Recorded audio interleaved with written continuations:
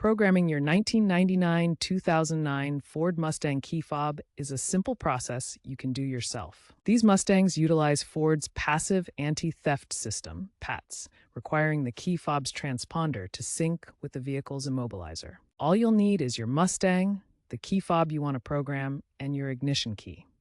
This DIY method can save you $50 to $100 compared to a dealership visit. Let's get started.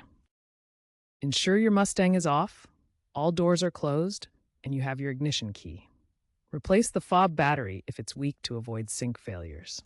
Insert the key into the ignition and rapidly turn it from off to on, not start, 8 times within 10 seconds. This enters programming mode and resets PATS. Immediately after the 8th cycle, press and hold the lock or unlock button on the new key fob. If your Mustang is a 2005 or newer model with a dual-stage fob, program the panic and trunk release functions separately. Exit your Mustang and test all the key fob functions: lock, unlock, and panic. Repeat steps 2 and 3 for any additional key fobs you want to program. You're all set!